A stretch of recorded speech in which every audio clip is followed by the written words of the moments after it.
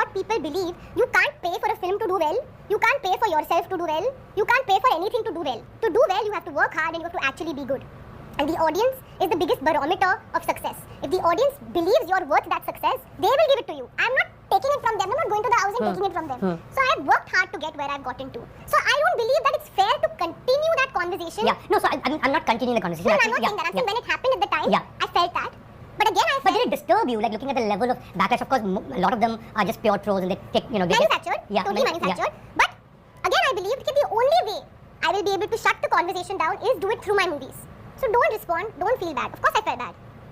But feeling bad is a very small price to pay for the kind of work eventually that you are respected and loved for. And I did that.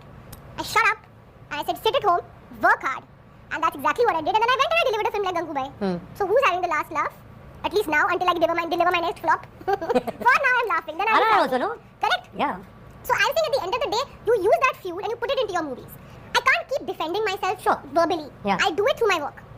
And if you don't like me, don't watch me. Like, I can't help it. Like, that's something I can't do. And another thing, again, how can I control where I'm born, bhai?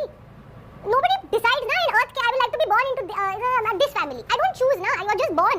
You're born and how can I control again what my parents were doing? And then you're telling me that I as a person should feel embarrassed for my father's hard work. Whatever it is, my father worked hard na to become who he is. Hey everyone, welcome back to my YouTube channel. तो आज हम बात करने वाले हैं आलिया भट्ट की एक story की जो कि उन्होंने इंस्टा पर शेयर की है, जिसमें उन्होंने अपने बोटॉक्स पर हो रहे अजम्पशंस पर नॉट सो हैप्पी रिस्पॉन्स दिया है। तो उन्होंने पोस्ट किया कि absolutely no judgment towards anyone who chooses cosmetic correction और surgery, your body your choice, but wow this is beyond ridiculous, to the random video floating around literally claiming I have had botox gone wrong, and to the numerous clickbait articles, I have a crooked smile and a weird way of speaking. According to you, this is your hypercritical microscopic judgment of a human face, and now you are confidently tossing around scientific explanation claiming I am paralyzed on one side. Are you kidding me? These are serious claims being casually thrown out there with zero proof and no confirmation and absolutely nothing to back. What worse, you are influencing young impersonable mind who might actually believe this garbage. Why are you saying this for clickbait? And she further added some more statement to the post. तो यहाँ पर बात कर लेते हैं पहले आलिया किस video के कॉन्टेक्स्ट में ये बोल रही हैं। तो आलिया के वे ऑफ स्पीकिंग पर काफ़ी डिस्कशन हो रहा था पहले, क्योंकि जिस तरह से आलिया पहले बात करती थी उस तरह से अब बात नहीं कर रही हैं। That's why people have that doubt कि क्या आलिया ने कुछ अपने फेस पर किया है।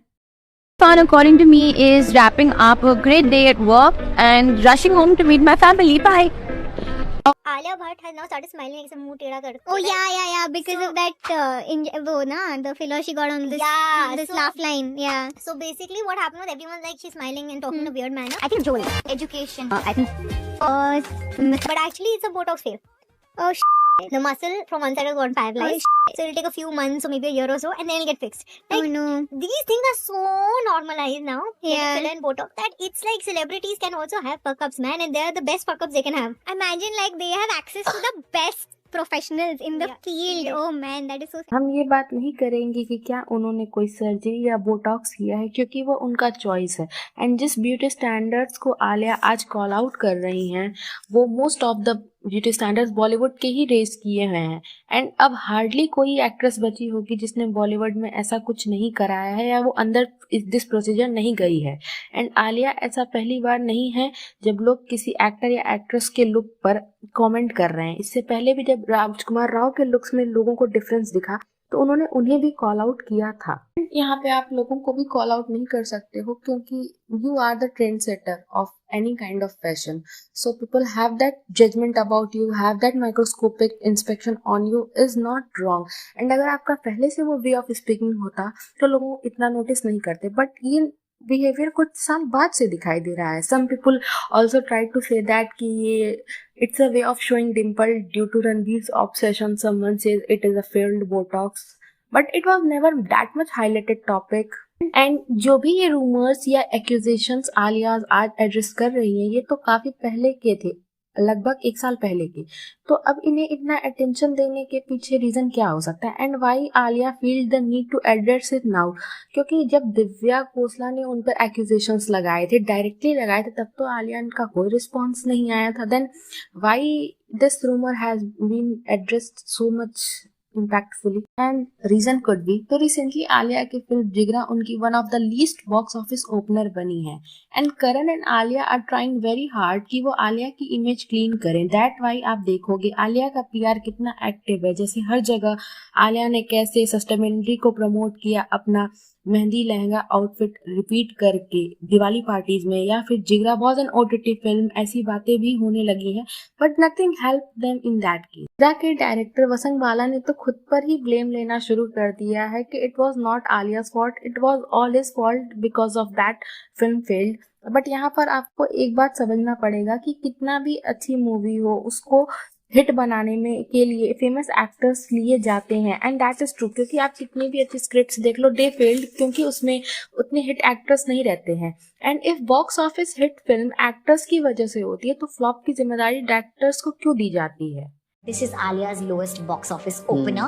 How do you guys process that? She is the first choice for everyone. She could have been on any other film set, but Jigra. But During she chose that time. During that time. So she has to make that choice, and she's trusted me with that choice. So it is my responsibility to deliver box office, because we are in the business of filmmaking also.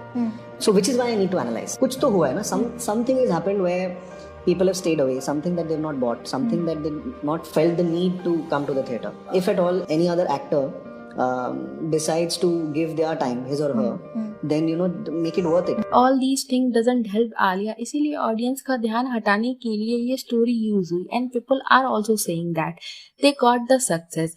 अभी जब जहाँ सारे news channels जिगरा के failure की बात कर रहे थे, now they are showing and talking about Alia's this story. And ये पहली बार नहीं है आलिया ने किसी और टॉपिक की फ्रस्ट्रेशन कह लो या टॉपिक से डाइवर्ट करना, ऐसा कुछ पहली बार किया है।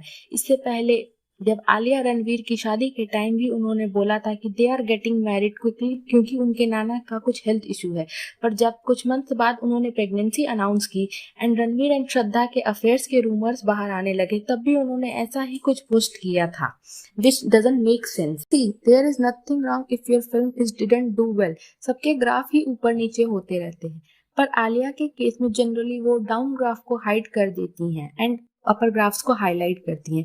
एंड अगर आप प्राउडली अपने हिट्स को काउंट कर सकते हैं, तो लर्निंग के लिए फ्लॉप्स को कंसिडर करने में क्या प्रॉब्लम। एंड एक और चीज मैं यहाँ बात करना चाहूंगी, जैसे आलिया ने बोला कि what words you are influencing young impersonable mind, तो ये कंसर्न या कॉन्सेप्ट आलिया का तब कहा जाता है जब वो खुद शुगर कंज्यूम नहीं करती हैं, पर लोगों को शुगरी ड्रिंक एडवर्टाइज करती हैं, सेफ एनिमल्स का कॉन्सेप्ट देती हैं, बट खुद गुची जैसे क्रूअल ब्रांड की एम्बेसडर बनती हैं, and also promote her husband movie Animal, जिसमें रॉन्ग मैस्कुलिनिटी चीटिंग प्रमोट की जाती है and justify. And now don't come to me on Animal part की मूवी को मूवी की तरह लो, तो फिर फेक फीमेल मूवीज में क्यों बोलते हो, उसको भी मूवी की तरह लो।